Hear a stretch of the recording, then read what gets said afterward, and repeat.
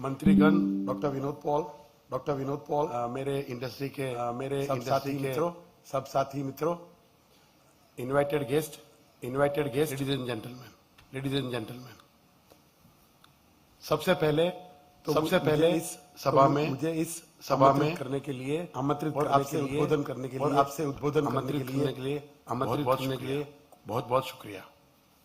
सबसे पहले मैं बताऊंगा मेरी कंपनी के बारे में, यूपी की बात करते, बाद में हम यूपी की बात करते हैं।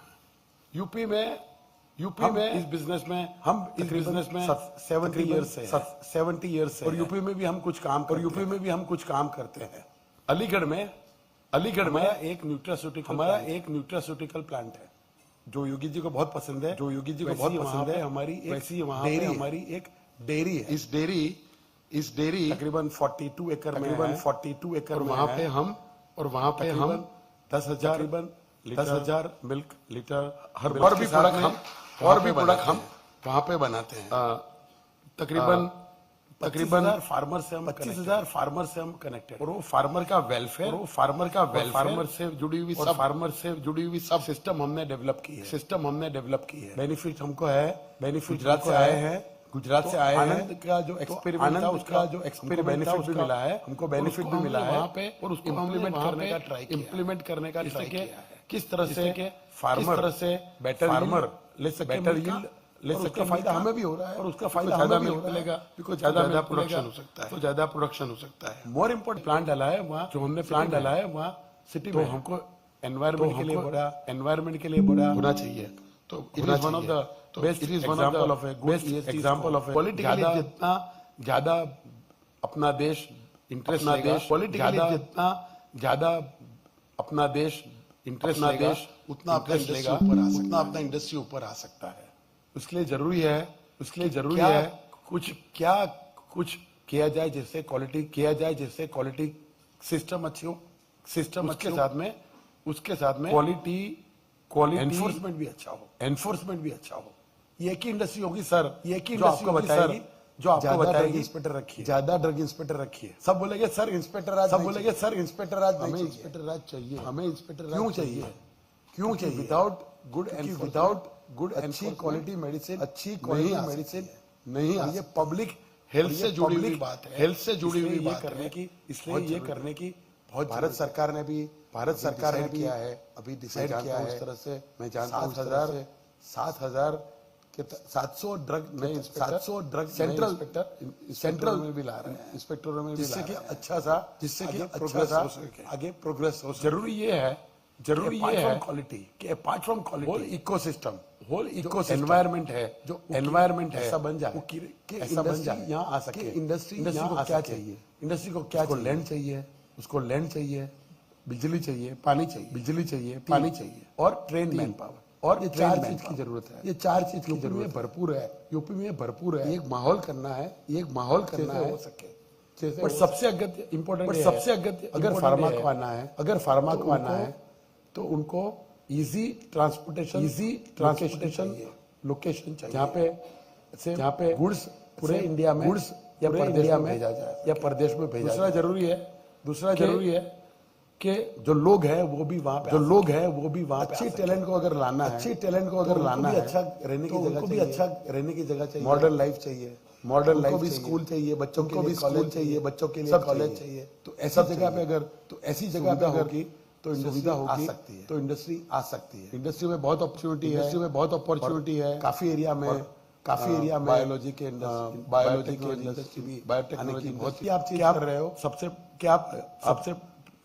मेडटेक पार्ट बना रहा हूँ। मेडटेक हमारी कंपनी में डाइवर्सिटी उनके साथ में यहाँ पे और सुविधा हो जाए, और यहाँ पे भी आर&डी का, तो यहाँ पे भी आर&डी का इकाई लगा जाए, जैसे अगर भारत को ऊपर जाना है, innovation is going to be the innovation. अगर हम भारत की सोच हमें चाहिए। और हम मंच पर आमंत्रित करते हैं पद्मश्री से श्री दिलीप सांघवी जी, जोरदार तालियों के बीच chairman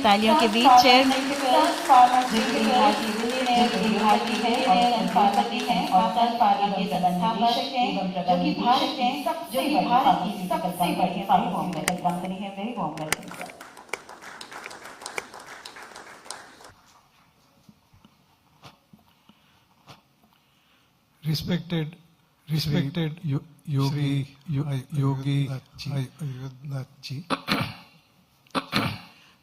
Sorry. Respected ministers, and invited guests. I'm happy to be here with all of you on the occasion Pharma Conclave. A brief introduction of Sun Pharma. Started the business in '83. Over a period of time, I think we were a stable, consistent team. Grown. Today we are the largest pharma company, fourth largest pharma company worldwide. Around 45,000 work for us in different parts of the world. During this journey, I think I must admit we've never had the what you call favorable industrial environment that you have been very short period of time. Significant improvement in law and order, so that it's the safest part of the country today. I think makes us rethink and seriously consider setting up a manufacturing.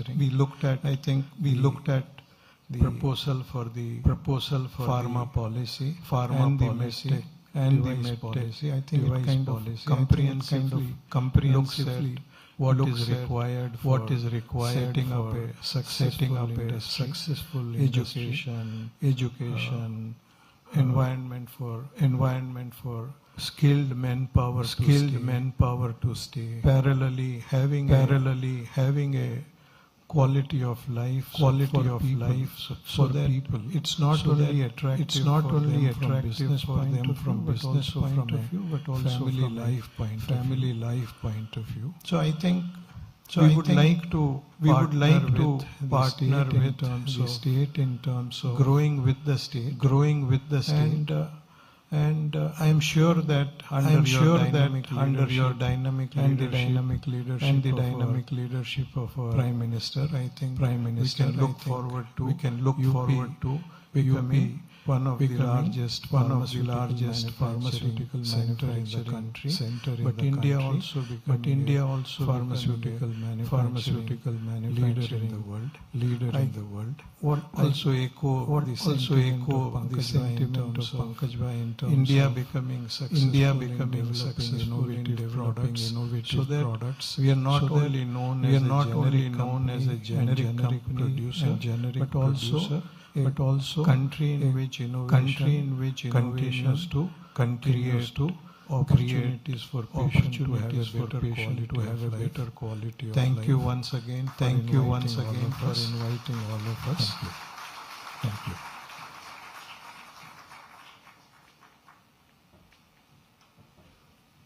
बहुत बहुत धन्यवाद sir. आप सभी के अनुभव, आपके विचार, आपकी अपेक्षाएं वाकई में इस मंच को दिशा प्रदान करते हैं। अब मैं विनम्र अनुरोध करती हूँ डॉक्टर विनोद के पॉल जी से सदस्य नीति आयोग कि वे इस अवसर पर सभा को संबोधित करने की कृपा करें।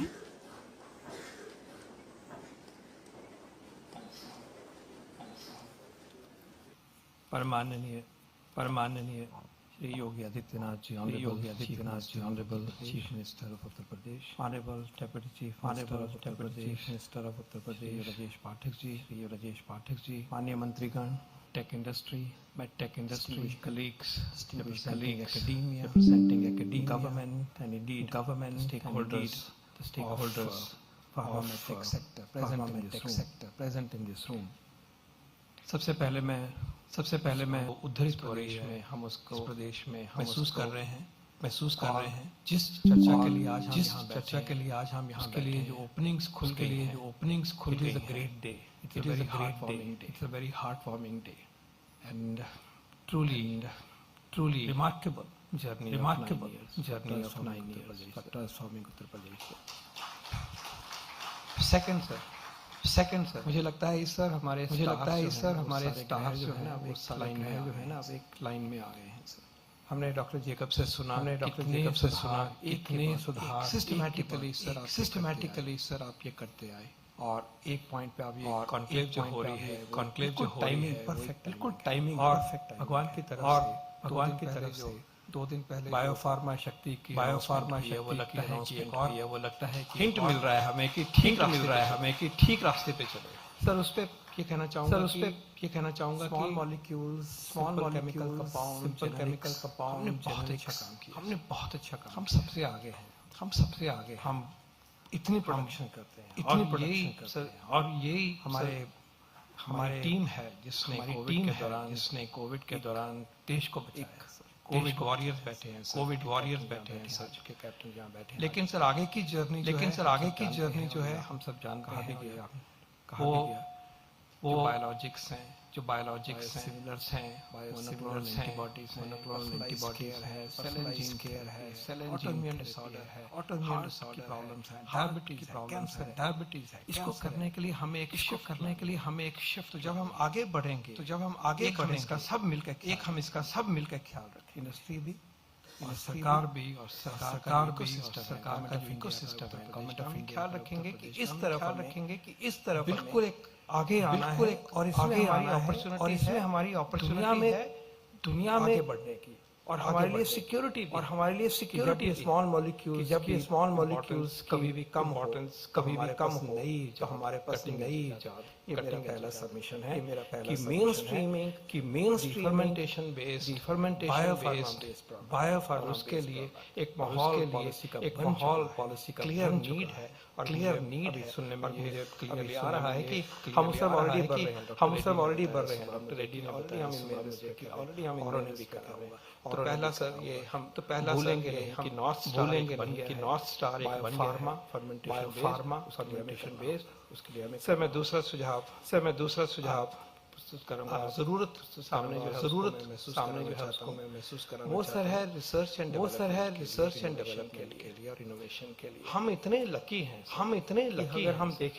अगर हम देखें हमारे पास स्नाइपर है, हमारे पास 2 एम्स हैं, हमारे पास national institute of biology, Indian pharmaceutical commission है, IIT, CDRI है सर, इतनी पुरानी इंस्टीट्यूट, ग्रेट इंस्टीट्यूट उस जमाने की बनी है, और भूमिका इतना रिसर्च का इकोसिस्टम है, और अगर हम यमुना को क्रॉस कर जाते हैं तो फिर वो दिल्ली की दुनिया में वो भी हमारे सर। मेरा सबमिशन ये है कि अगर हम पूरी जर्नी को ताकत दें, रिसर्च एंड डेवलपमेंट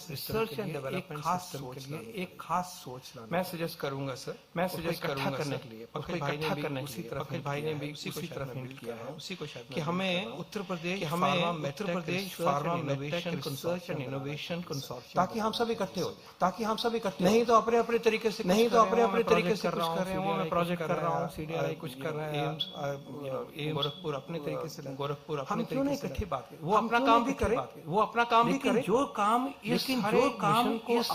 मिशन को आगे काम भी हो, और उसमें उत्तर प्रदेश रिसोर्सेज भी एक प्लेटफॉर्म और इसकी मैं चाहूंगा कि ऐसा इंस्टीट्यूशन फॉर्मल या इनफॉर्मल जैसा भी इसको बांधने के लिए हमें एक मेंटोरिंग सिस्टम, जो आशीर्वाद की तरह एनकरेज करे, रिसोर्सेज उपलब्ध करे, डॉट जोड़ने में मदद करे, और इस काम में जो भी हम नीति से मदद कर सकते हैं सर, ये कनेक्शन ऑफ डॉट्स करने में बहुत माहिर, जो भी हम इसमें कर सकें सर, इसी रिलेटेड है दूसरा पॉइंट हमारी जो है कि गवर्नमेंट ऑफ इंडिया की, उनके बारे में कहना चाहूंगा, एक हमारी प्रिप स्कीम है, एक हमारी promotion of research and innovation startups है, ये हमारे जो स्टार्टअप्स हैं, जब आप मेडिकल डिवाइसेस बनाते हैं, आइडिया है लेकिन वो प्रोटोटाइप नहीं बनता, लेकिन वो आइडिया है उसका आपको पता नहीं आपका ट्रायल क्या वो फार्मा प्रोडक्ट है, बाजार है कितना आप इस्तेमाल में लिखे और ये हो रहा हमने 70 लोगों की मदद करी है, लोगों की 12 करी है। लाइसेंसेस दिलवाने, जब ये बातचीत होती है, रेगुलेटर है वो भी साथ रेगुलेटर है वो भी साथ साथ करता है, ऐसे में साथ करता है। मेडिकल डिवाइस हमें एनिमल तो हैदराबाद में एक कैल्शियम आप सोचते इसका ट्रायल जो है, आप सोचते इसका ट्रायल जो है वो आईसीएमआर के पास नेटवर्क है, आईसीएमआर के पास मैं चाहूंगा कि इसी प्रकार अगर पेटेंट में आप साइंटिस्ट हो जाए तो पेटेंट की मदद के लिए बताइए हम उसमें सर आपने जो यूपी एआई मिशन के ऊपर कुछ ही दिन पहले दी थी, वो सब इसमें जुड़े थी, वो सब इसमें जुड़े। ड्रग डिस्कवरी में एआई की भूमिका बहुत, जैसे मैंने कहा कि सर फॉर्मेट बायोफार्मा रिलेटेड होगा, हमें ये भी एक मंत्र एआई को हम अपनाएंगे, एआई को हम अपनाएंगे और ड्रग डिस्कवरी में हम आगे लेके। आपकी अनुमति से दूसरा ब्रीफ पॉइंट कहना चाहूंगा सर। बहुत अभी हमारी एग्जिस्टिंग फार्मा इंडस्ट्री है एमएसएमई, उसको अपग्रेड करने के लिए वर्ल्ड क्लास क्वालिटी देने के लिए जो डब्ल्यूएचओ के नॉर्म्स हैं उनको हम लागू उसमें कुछ एमएसएमईज को मुश्किल हो रही है। उसके लिए एक फंड अवेलेबल है, पैसे देते सिस्टम को अपग्रेड करिए, कॉम्पिटिटिव हो, आपकी क्वालिटी अच्छी हो। अगर एमएसएमई इसका भागीदारी नहीं करी, ऑफिशियल करेज को कहूंगा, उसमें इस रिसोर्स को इस्तेमाल करिए, अपनी तरफ से भी थोड़ी मदद कर दीजिए, क्योंकि उनको कुछ 10-12-8 करोड़ की तो वो आप थोड़ी कर दीजिए, बाकी थोड़ी कर दीजिए, बाकी स्कीम का इस्तेमाल करिए। भारत सरकार पीएलआई स्कीम के बारे में बात हो चुकी है, मेल्टेक के लिए भी है, आई एम श्योर कि उसको हम नजर में। सर मैं ये भी कहना चाहूंगा फार्मा के कैप्टन हैं कि प्लीज एंटीबायोटिक जो नए मॉलिक्यूल बनाने हैं प्लीज जरूर मदद करिए, हमारे ही देश में इमटेक में था चंडीगढ़, उनके पास ही 2-3 मॉलिक्यूल्स हैं एंटीबायोटिक, लाइकोल मोहालिल के पास प्लीज अपना लीजिए, एंटीबायोटिक बड़ी पैंडेमिक है, चुपचाप मैं रिक्वेस्ट करूंगा कि थेरेपीज में आप आगे आइए। मैं चाहूंगा कि उत्तर प्रदेश में ये जो निश एरिया है काम हो ये की तरफ से होगी। बहुत बधाई देता हूँ सर उत्तर प्रदेश सरकार को और सबका वेलकम करता हूँ। जो हम कर पाएंगे पीपी की तरफ से उसको मैं ऑफर करता हूँ। और मैं यही कहना चाहूँगा कि हम सरकार, उद्योग और निवेशक हम सब मिल के, जैसे कि बात की गई, fastest growing pharma medtech destination हम उत्तर प्रदेश को बनाएंगे।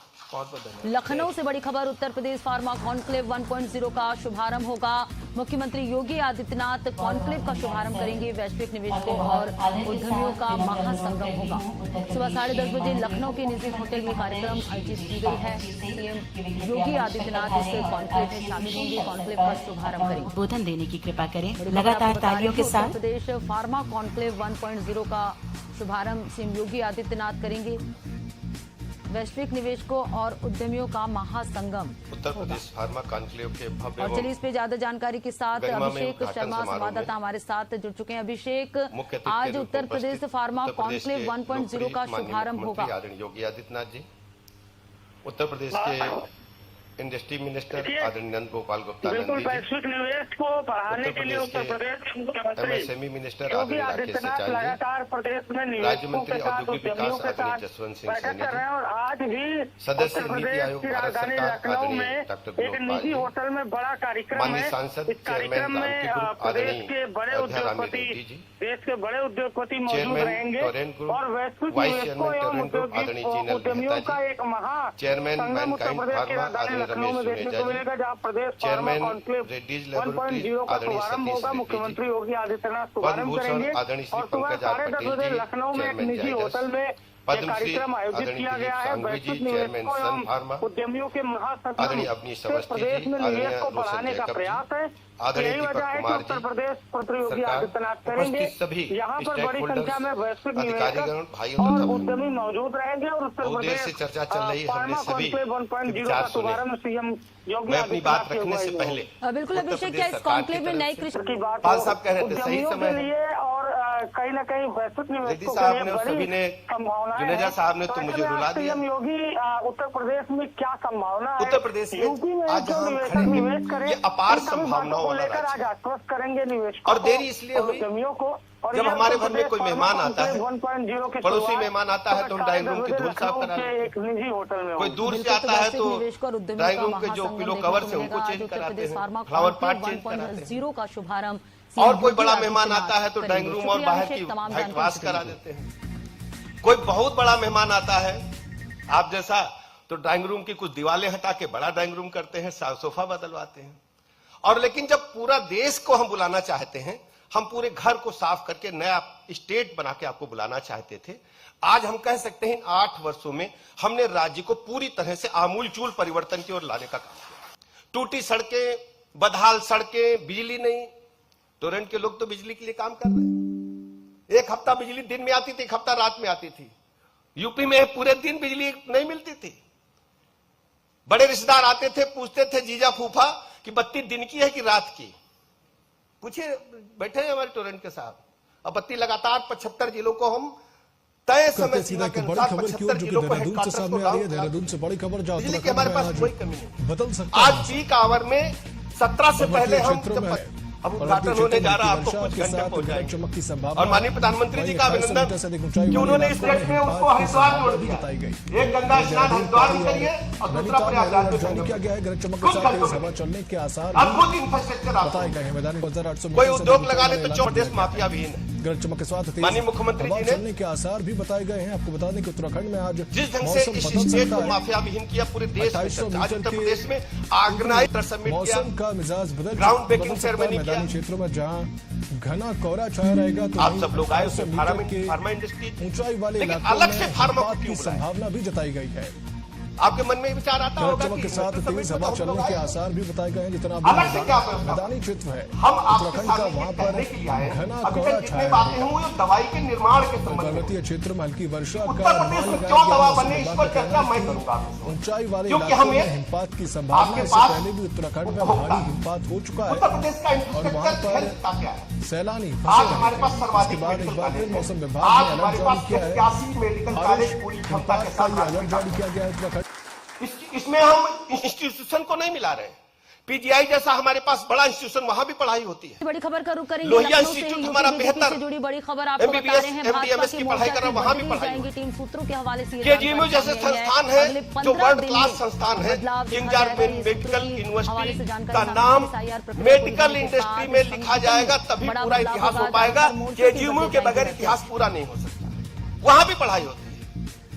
और आप सोचिए मेडिकल एजुकेशन के साथ साथ हेल्थ विभाग का जो लखनऊ से ये बड़ी खबर आपको बता रहे हैं। आज जहां 5,000 यूपी की आबादी से पर जुड़ी हमारे पास स्वास्थ्य बड़ी खबर केंद्र, है, बड़ा पब्लिक अपडेट आपको स्वास्थ्य दे आरोग्य रहे हैं। मंदिर। भाजपा के मोर्चों 5,000 की आबादी टीम पर जिनकी गठित संख्या जाएगी। ऐसे 25,500 सूत्रों के हवाले से से जानकारी सामने आई है। अगले 15 हमारे दिन पास में 3,500 से अधिक बदलाव प्राथमिक हो स्वास्थ्य जाएगा। केंद्र सूत्रों के हवाले से जो जानकारी ब्लॉक मिली है। स्तर SIR पर। प्रक्रिया पूरी होने के बाद हमारे पास संगठन में बड़ा 950 से बदलाव अधिक किया सामुदायिक जाएगा। स्वास्थ्य केंद्र हैं जो 30 बेडेड अध्यक्ष इंडोर यहाँ पर हॉस्पिटल है बदलाव किया जहां जाएगा। जच्चा बच्चा मैटरनिटी की सारी सुविधाएं हैं। तो मोर्चों 200 के से अधिक बदलाव विशिष्ट किए श्रेणी के जाएंगे। हॉस्पिटल यूपी से हैं। जुड़ी ये बड़ी खबर 100 आपको बता बेडेड, रहे हैं। 50 बेडेड, 200 बेडेड, जहां टर्सरी केयर की सभी सुविधाएं उपलब्ध हैं। 85 डिस्ट्रिक्ट लेवल के हॉस्पिटल्स हैं। 75 जिले हैं, 85 इसलिए किन्हीं किन्हीं जिलों में महिला अस्पताल भी हमारा डिस्ट्रिक्ट लेवल का है। टर्सरी केयर की, आईसीयू की वहां सुविधाएं उपलब्ध हैं।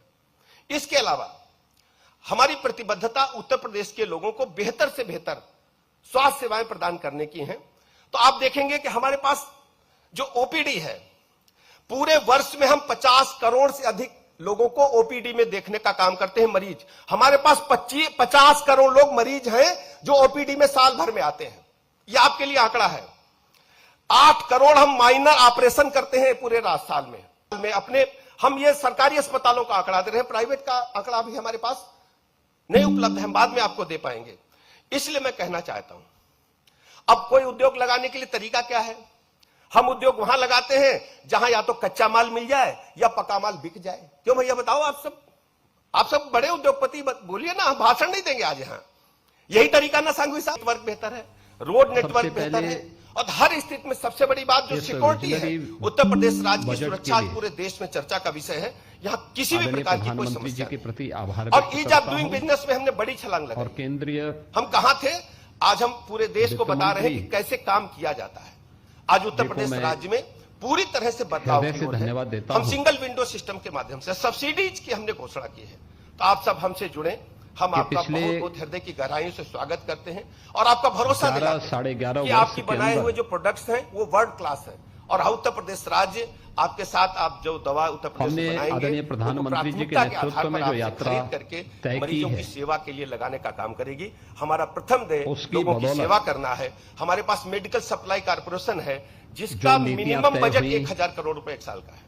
तो हम लगातार वृद्धि कर रहे हैं। डिस्ट्रिक्ट लेवल पर जो परचेजिंग होती है वो अलग है। इन्हीं शब्दों के साथ मैं आप सबका हृदय की गहराइयों से स्वागत करते हुए, अभिनंदन करते हुए बहुत बहुत धन्यवाद देता हूं। आभार।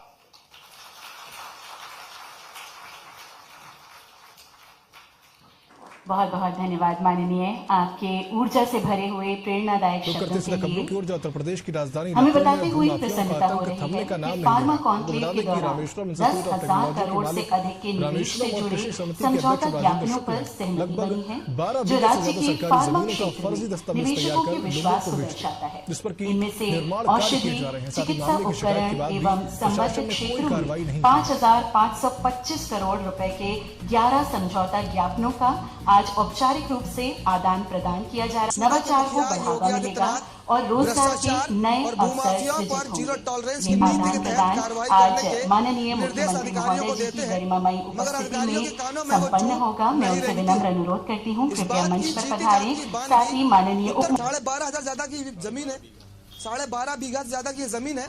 इसी कड़ी में एमओयू एक्सचेंज के लिए पहला नाम अर्नाव फार्मा जोरदार तालियों के हकदार हैं। अर्नाव फार्मा एक फार्मास्यूटिकल कंपनी है जो दुर्लभ रोगों, रेस्पिरेटरी केयर और पेशेंट सेंट्रिक फॉर्मुलेशन के लिए औषधियों के विनिर्माण पर केंद्रित है। अर्नाव फार्मा ने 1250 करोड़ रुपए का इन्वेस्टमेंट किया है। जोरदार तालियों के हकदार हैं। बेवकूफ बना रहे, आप देख रहे हैं, मैंने जैसे कि बताया कि सीलिंग में ये पूरी। इसी कड़ी में अगला नाम बायोसेंटा लाइफ साइंसेज प्राइवेट लिमिटेड। लगातार तालियों के साथ स्वागत करेंगे। बायोसेंटा लाइफ साइंसेज वर्ष 2018 में स्थापित एक फार्मास्यूटिकल कंपनी है जो oncology, anti cancer, critical care, antiviral और जनरल फॉर्म। इसी कड़ी में अगला नाम Walter Bushnell enterprise private limited, 100 से अधिक वर्षों पुराना फार्मास्यूटिकल संगठन जो भारत में विज्ञान आधारित उपचारों के लिए जाना जाता है। Walter Bushnell enterprise private limited ने 590 करोड़ का इन्वेस्टमेंट किया है। ये पूरी कॉलोनी 12 बीघे में इन्होंने सीलिंग में दर्ज होने के बावजूद अपने नाम फर्जी रजिस्ट्रियां बनवाई। अगला नाम स्वागत करते हैं जानविका लैब्स है जो थेरेप्यूटिक म्यूजिक, बहुधार्मिक, मल्टीफेथ कंटेंट तथा रोगी सहभागिता कार्यक्रम प्रदान करता है। 418 करोड़ रुपए का इन्होंने इन्वेस्टमेंट किया है। Please welcome mark laboratories limited. पिछले 37 सालों से ये कंपनी फार्मास्यूटिकल प्रोडक्ट डेवलप और मैन्युफैक्चर कर रही है और उन्हें भारत में बेच और डिस्ट्रीब्यूट रही है। मार्क लेबोरेटरीज लिमिटेड ने 300 करोड़ रुपए का इन्वेस्टमेंट किया है।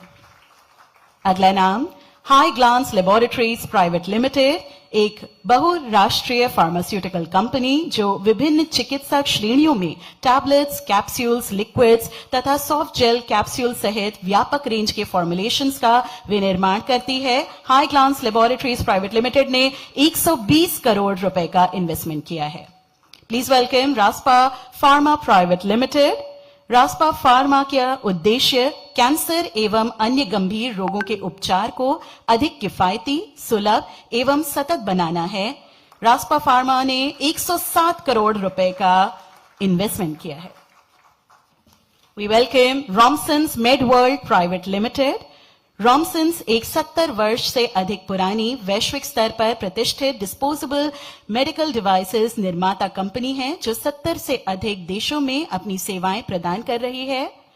रॉमसन्स मेडवर्ल्ड प्राइवेट लिमिटेड ने 100 करोड़ रुपए का इन्वेस्टमेंट किया है। Next up please welcome Kotak health care private limited.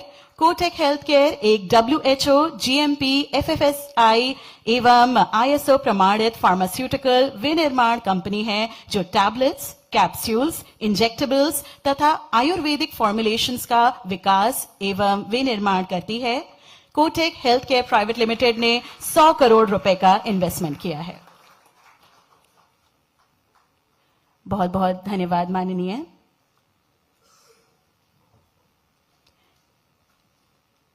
अब हम डिजिटल माध्यम से एक विशेष संदेश आप सभी के सामने इस स्क्रीन पर प्रस्तुत करेंगे। आदरणीय श्री जगत प्रकाश नड्डा जी का, माननीय केंद्रीय स्वास्थ्य एवं परिवार कल्याण मंत्री, आज जो बजट सेशन में अपनी व्यस्तता के कारण यहां पधार नहीं सके, लेकिन उन्होंने अपना विशेष संदेश दिया है। नमस्कार। उत्तर प्रदेश के माननीय मुख्यमंत्री आदरणीय श्री योगी आदित्यनाथ जी, उत्तर प्रदेश के उप मुख्यमंत्री एवं स्वास्थ्य मंत्री आदरणीय ब्रजेश पाठक जी, उद्योग जगत के सम्मानित प्रतिनिधिगण, शोधकर्ता और सभी गणमान्य अतिथिगण, आज इस फार्मा कॉन्क्लेव में आप सभी के बीच उपस्थित होना मेरे लिए सम्मान की बात है। यह आयोजन ऐसे समय में हो रहा है जब भारत अपने विकास की यात्रा के एक महत्वपूर्ण और एक निर्णायक चरण पे खड़ा है। पिछले एक दशक में माननीय प्रधानमंत्री श्री नरेंद्र मोदी जी के दूरदर्शी नेतृत्व में भारत ने उपभोग आधारित अर्थव्यवस्था से आगे बढ़कर उत्पादन और नवाचार आधारित अर्थव्यवस्था की ओर मजबूत कदम बढ़ाए हैं। मजबूत डिजिटल पब्लिक इंफ्रास्ट्रक्चर और व्यापक शासन के सुधारों के कारण भारत आज एक भरोसेमंद और जिम्मेवार वैश्विक साझेदारी के रूप में पहचान बना रहा है।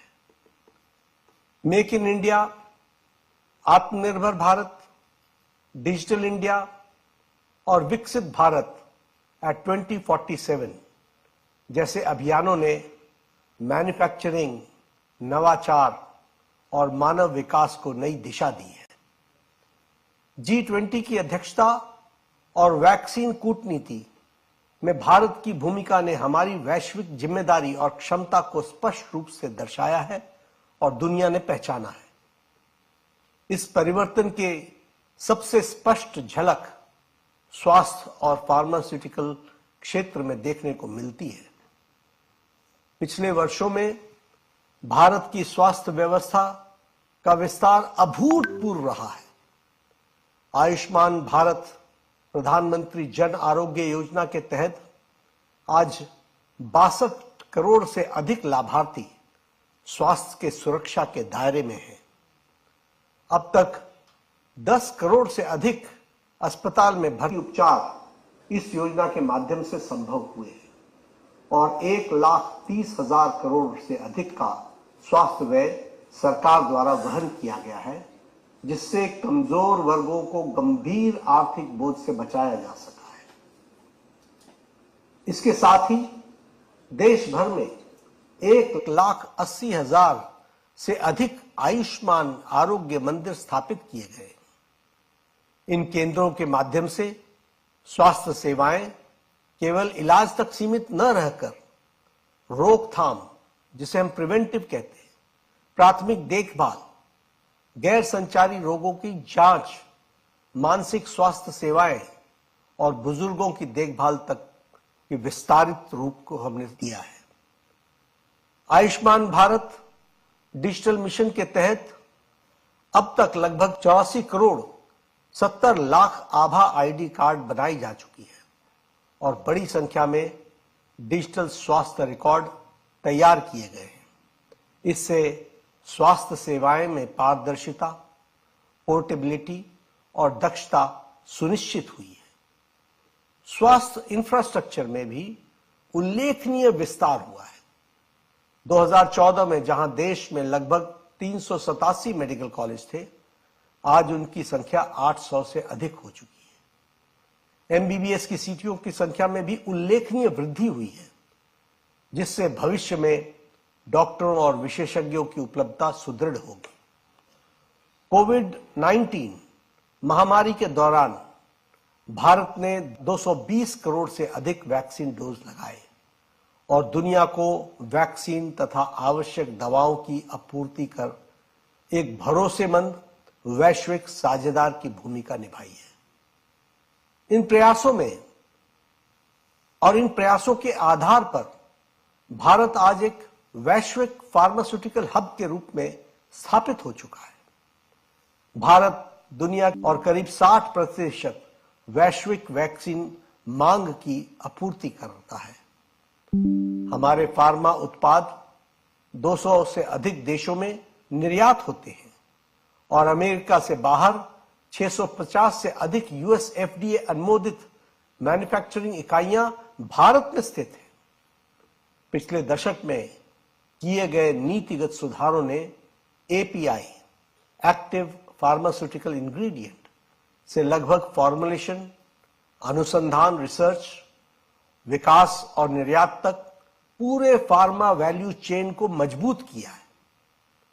पीएलआई योजना के अंतर्गत 48 महत्वपूर्ण बल्क ड्रग परियोजनाओं को मंजूरी दी गई है। इन परियोजनाओं को पूर्ण रूप से कार्यान्वित होने पर प्रमुख एपीआईज में आयात निर्भरता में उल्लेखनीय कमी आने की संभावना है। वित्त वर्ष 2026-27 के केंद्रीय बजट में हमारी वित्त मंत्री श्रीमती निर्मला सीतारमण जी ने एक महत्वपूर्ण रणनीति की घोषणा की है, जिसका नाम है बायोफार्मा शक्ति। यह पहल 10,000 करोड़ रुपए की बजटीय आवंटन के साथ 5 वर्षों में लागू की जाएगी। इसका मुख्य उद्देश्य भारत को वैश्विक बायोफार्मास्यूटिकल मैन्युफैक्चरिंग हब के रूप में स्थापित करना है। यह राष्ट्रीय रणनीति भारत को बायोलॉजिक और बायोसिमिलर दवाओं का निर्माण, अनुसंधान, परीक्षण और रेगुलेशन को मजबूत करेगी। इन दवाओं का उपयोग कैंसर, डायबिटीज के इलाज में किया जाएगा। बल्क ड्रग पार्क और मेडिकल डिवाइस पार्क जैसी पहलें इस प्रगति को और गति दे रही हैं। यमुना एक्सप्रेसवे पर विकसित किया जा रहा मेडिकल डिवाइस पार्क बेहतर कनेक्टिविटी और साझा इंफ्रास्ट्रक्चर के साथ एक विश्वसनीय मैन्युफैक्चरिंग क्लस्टर के रूप में उभर रहा है। इस पूरे प्रयास में केंद्र और राज्यों के बीच मजबूत सहयोग अत्यंत आवश्यक है। केंद्र सरकार राष्ट्रीय स्तर पर नीति और जैसे राज्य भूमि, इंफ्रास्ट्रक्चर, कुशल मानव संसाधन और निवेशकों को सुविधाएं उपलब्ध कराकर इसे धरातल पर उतारते हैं। आर्थिक विकास, रोजगार सृजन और वैश्विक नेतृत्व के महत्वपूर्ण स्तंभ होंगे। आप सभी को इस कॉन्क्लेव के लिए बहुत बहुत शुभकामनाएं और बहुत बहुत धन्यवाद। नमस्कार। बहुत धन्यवाद माननीय। उत्तर प्रदेश आज जिस परिवर्तन के दौर से गुजर रहा है, उसमें उत्तर प्रदेश केवल दवाओं का उत्पादन केंद्र नहीं, बल्कि फार्मा के क्षेत्र में रिसर्च, इनोवेशन और किफायती स्वास्थ्य सेवाओं का एक उभरता हुआ हब बनकर सामने आ रहा है। और अब इस कार्यक्रम में ये हमारा सौभाग्य है कि उस नेतृत्व की सोच और संकल्प को सुनने का हमें अवसर मिलेगा।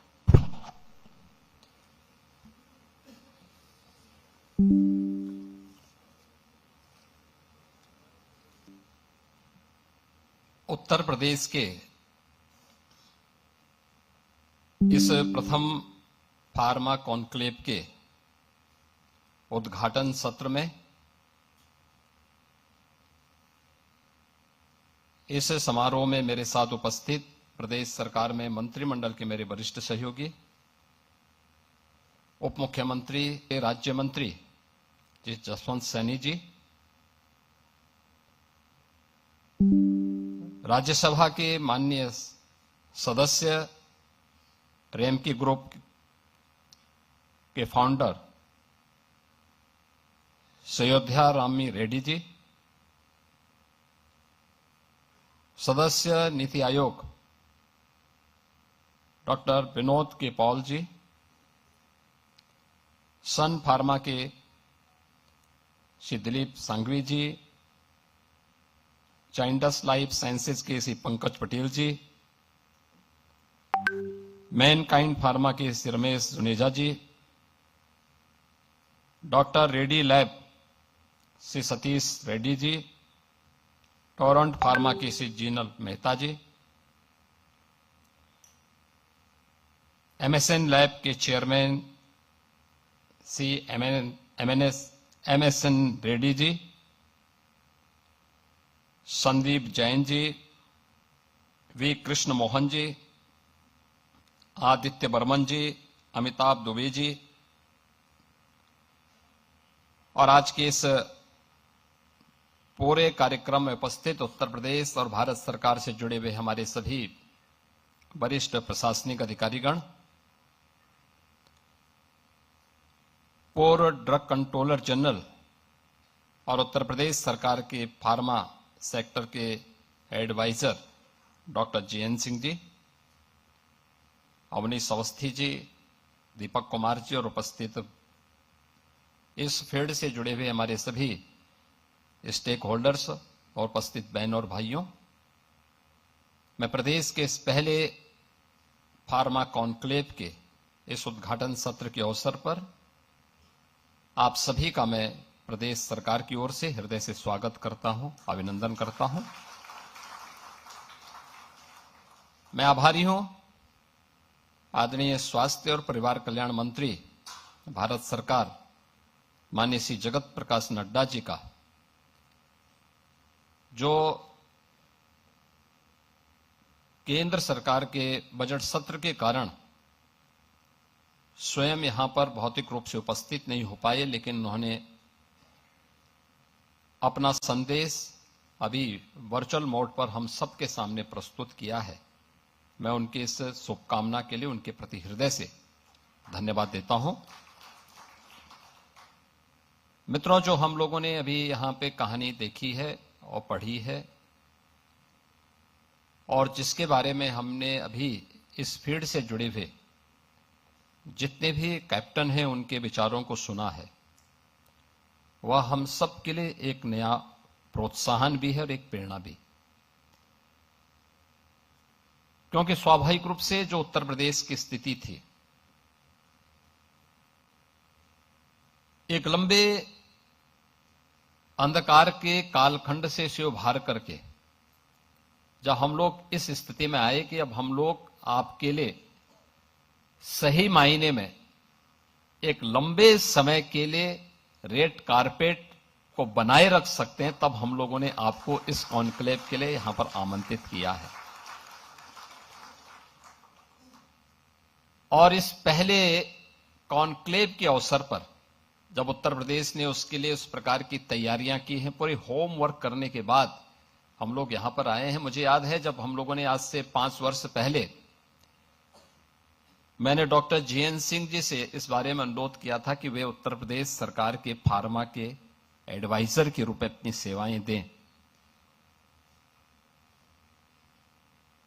तो उनको शुरू में थोड़ा हिचकिचाहट थी।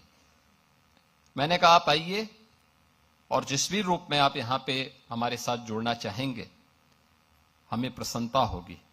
और उनको हमने जिम्मेदारी दी थी कि हां, आप इस प्रयास को थोड़ी भी गति देंगे तो उसका लाभ होगा। और इसके बाद हमारी ये कार्रवाई आगे बढ़ती हुई दिखाई दी, जिसमें हम लोगों ने ललित पुरना पड़ा था, जैसे एनजीटी के प्रकोप से बचा करके हम लोग इंडस्ट्री को यूपी के अंदर लाने में आसानी से हमें एक आसान रास्ता हम उपलब्ध करवा। अच्छा, प्राकृतिक दृष्टि से भी और संसाधनों की दृष्टि से भी बहुत महत्वपूर्ण जनपद होने के नाते हम लोगों ने प्रदेश के पहले फार्मा पार्क के लिए वहां पे लैंड अधिग्रहित की और अब वहां पर उसे विकसित करके आवंटन की कार्रवाई को हम लोगों ने तेजी के साथ आगे बढ़ाना प्रारंभ किया। मेडिकल डिवाइस पार्क के लिए आपने देखा होगा कि जो देश का जो सबसे बड़ा इंटरनेशनल एयरपोर्ट हम लोग तेजी के साथ इसे हम विकसित कर रहे हैं। आगे की उन संभावनाओं को लेकर के मुझे याद है जब कुछ वर्ष पहले आईआईटी मेरे पास आई थी, उन्होंने कहा कि हम मेडिकल के फील्ड में कुछ करना चाहते हैं। तो मैंने कहा आईआईटी को मेडटेक का एक सेंटर ऑफ एक्सीलेंस विकसित करना चाहिए। उन्होंने कहा हमारे पास इतना पैसा नहीं। हमने कहा राज्य सहयोग करेगा। मैंने उस समय के हमारे एडिशनल चीफ सेक्रेटरी और वर्तमान में एडवाइजर के रूप में कार्य कर रहे हैं श्री अवनीश अवस्थी जी, उनको मैंने कहा कि भाई आप आईआईटी कानपुर के प्रोडक्ट हैं, आप एक बार वहां जाके देखें तो इसके बारे में क्या हो सकता है। और वे गए और उसके बाद आईआईटी कानपुर के साथ मिलकर के हम लोग मेडटेक के एक सेंटर ऑफ एक्सीलेंस को विकसित करने के सामने हम लोगों ने उस समय कहा भाई हम राज्य की तरफ से 50 करोड़ देंगे। और आप आश्चर्य करेंगे कि इस समय 1200 करोड़ रुपए का एक मेडटेक का सेंटर ऑफ एक्सीलेंस वहां बहुत अच्छे ढंग से विकसित हो रहा है, जिसमें स्टेट गवर्नमेंट भी सपोर्ट कर रहा है और आईआईटी कानपुर के एलुमनाई उसमें सपोर्ट कर रहे हैं उस पूरे सेंटर को विकसित करने के लिए। बहुत अच्छे ढंग से विकसित कर रहे हैं। एससीपीजीआई दूसरे सेंटर के रूप में विकसित हो रहा है। और उत्तर प्रदेश में जो इसके बारे में यहां पर हमारे नीति आयोग के माननीय सदस्य डॉक्टर विनोद पॉल जी ने जो बात यहां पर कही है कि उत्तर प्रदेश में पहले से इस प्रकार की संभावनाएं हैं। हमारे पास नेशनल लेवल की 4 सेंट्रल लेबोरेटरीज यूपी के अंदर पहले से मौजूद हैं। सीडीआरआई है, एनबीआरआई है, इस प्रकार की पूरी लाइब्रेरी इसी लखनऊ में मौजूद है। तमाम सेंटर ऑफ एक्सीलेंस यहां पे पहले से मौजूद उत्तर प्रदेश में मौजूद है।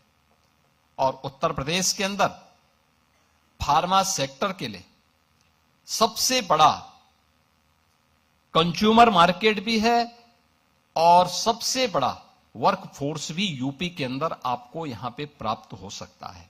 और इस दृष्टि से आज यूपी के अंदर जिस प्रकार का हमारे पास इंफ्रास्ट्रक्चर है, आपने अगर यूपी के इंफ्रास्ट्रक्चर की आप बात करेंगे तो मुझे याद है आज से 9 वर्ष पहले हमारे पास 1.5 एक्सप्रेसवे थी और आज भारत के 55% एक्सप्रेसवे पर उत्तर प्रदेश का कब्जा है। उत्तर प्रदेश के पास देश की 55% एक्सप्रेसवे यूपी के पास है।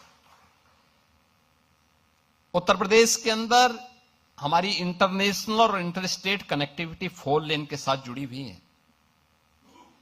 हर जिला मुख्यालय 4 लेन के साथ, तहसील और ब्लॉक मुख्यालय 4 लेन और 2 लेन के साथ हमारी जुड़ी हुई है।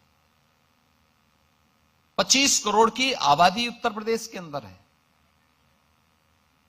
बेहतर कनेक्टिविटी है, पर्याप्त जल संसाधन है और इतना इंफ्रास्ट्रक्चर यानी रेल का सबसे बड़ा नेटवर्क हमारे पास। देश के अंदर सबसे अधिक सिटी में मेट्रो का संचालन, देश का पहला इनलैंड वाटरवे, देश की पहली रैपिड रेल और देश के अंदर सबसे अधिक एयरपोर्ट रखने वाला राज्य आज उत्तर प्रदेश है।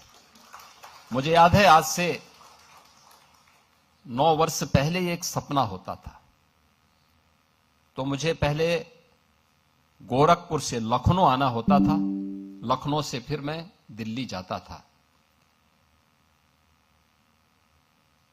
गोरखपुर से लखनऊ पहुंचने मुझे 6 घंटे लगते थे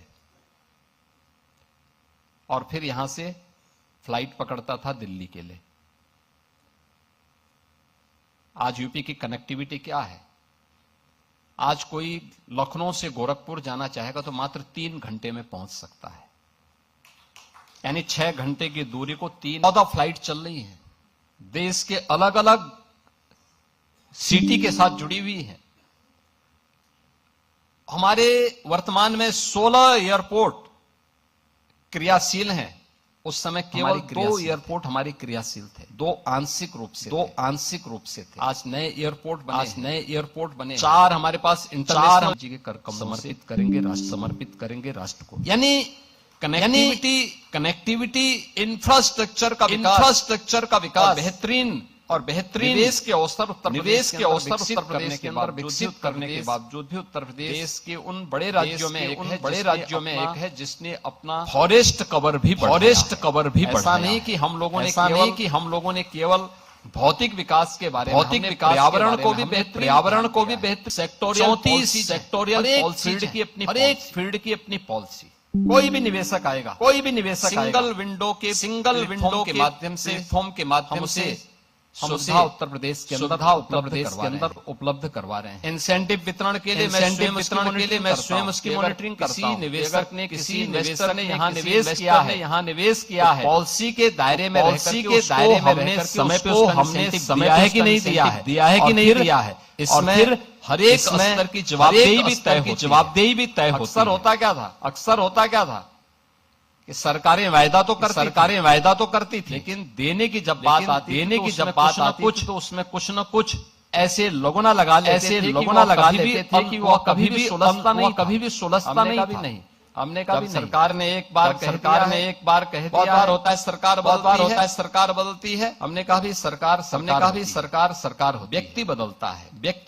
किसी भी सरकार ने कोई पॉलिसी बनाई है, उसका पालन करना अगले का दायित्व। किसी ने भी यहाँ पे तय किया 2007 2012 में तय किया, 2014 में तय किया, किसी सरकार ने तय किया है लागू करेंगे, प्रभावी ढंग से लागू नई पॉलिसी के दायरे में बिना भेदभाव हर एक इन्वेस्टर का इंसेंटिव भी समय पे हम लोगों ने उपलब्ध करवाया है। उत्तर प्रदेश जिस दिशा में आगे बढ़ा है, यहाँ पे अभी हमारे डिप्टी सीएम भी बता रहे थे। हम लोग जब आए थे हमारे पास निजी मेडिकल कॉलेज ज्यादा थे, गवर्नमेंट के कम। हॉस्पिटल्स की स्थिति बहुत दयनीय स्थितियां थी। और हम लोग तो उन परिस्थितियों से जूझे हैं, देखे हैं। लोग मरते थे, कोई पूछने वाला नहीं था। बीमारी से लोग तड़पते थे और समाचार पत्रों में मीडिया में आता था अज्ञात बीमारी से इतने लोग मर गए। बीमारी अज्ञात, आज के समय में भी अज्ञात थी। मुझे एक जनप्रतिनिधि के रूप में संसद तक लड़नी पड़ती थी। लंबी लड़ाई को हम लोग आज मैं कह सकता हूं कि पूर्वी उत्तर प्रदेश के 38 जनपदों में इंसेफेलाइटिस जैसी बीमारी को हम लोगों ने पूरी तरह समाप्त किया है। यानी ये सरकार की नियत साफ है, उसकी नीतियां हैं। हर एक व्यक्ति तक योजना का लाभ ईमानदारी के साथ पहुंच जाए। तो मेरा यह मानना है कि वह सब कुछ किया जा सकता है जो कॉमन मैन के मन में होता है। हम लोग इस बात को बोलते थे। जो जिन परिस्थितियों से उत्तर प्रदेश के लोग जूझ रहे थे, लोग बोलते थे कैसे ठीक होगा। हमने कहा ठीक होगा ये। उत्तर प्रदेश में आप अनुमान करिए 2012 से लेकर 2017 के बीच में 900 से अधिक दंगे हुए थे। अनुमान कर लीजिए। कोई सिटी ऐसी नहीं थी जहां कर्फ्यू का दौर सिटी के अंदर न गुजरी हो। कोई उद्यमी, कोई चिकित्सक, कोई व्यापारी ऐसा नहीं रहा होगा जिसने गुंडा टैक्स न दिया हो इस दौर में। अराजकता चरम पर थी। यहां का युवा प्लान करता था। सरकार के पास कोई पॉलिसी नहीं थी। परिणाम क्या था? जब सुरक्षा नहीं होगी, जो पहले से वह भी यहां से प्लान कर रहे थे। जैसे तैसे वे भागने के लिए मजबूर थे। यहाँ पे सब जुनेजा थी, जहां उनका बचपन बीता, उस धरती को छोड़ना उनके लिए अत्यंत कठिन रहा होगा, लेकिन उनकी मजबूरी थी कि उन्हें अपनी सुरक्षा भी चाहिए थी। और जुनेजा जी की बात नहीं थी, ये उत्तर प्रदेश के हर उद्यमी ने और हमारी पार्टी ने दायित्व मुझे उपलब्ध कराया था कि हमें इस चुनौती का सामना भी करना था और हर एक नागरिक के मन में एक विश्वास भी पैदा करना। स्वाभाविक रूप से ये हम पिक एंड चूज से नहीं कर सकते थे। हम लोगों ने तय किया जीरो टॉलरेंस, फिर सब पे बराबर लागू। अगर अपना व्यक्ति भी गलत करेगा उसके लिए भी कानून माफिया और अपराधी के लिए कोई अपना पराया नहीं होगा। और हम लोगों ने इस मामले में जब कार्रवाई प्रारंभ की, प्रयास तो किया कि कानून के दायरे में रह करके करे, लेकिन बहुत बार होता है। आप भी इस बात को समझते होंगे भाई, अगर सामने वाला व्यक्ति कानून से भयभीत नहीं है, फिर उसको कानून के दायरे में ला करके कानून की भाषा समझाना तो फिर तात्कालिक परिस्थिति हो जाती है। बहुत बार लोग टिप्पणी करते हैं कि पुलिस ने गोली क्यों मारी, पुलिस गोली ना मारे तो क्या पुलिस गोली खाए? दोनों काम एक साथ नहीं चल सकते। अगर उस अपराधी को गोली चलाने की स्वतंत्रता है, पुलिस के पास भी हमने पिस्तौल दी है कि वह भी उसका मुकाबला करे। शिक्षण इसी बात को लेकर के और उसको जिस भाषा में समझे उस भाषा में उसको समझाने का काम करे। और उस भाषा में जब समझाया गया, देखा होगा पिछले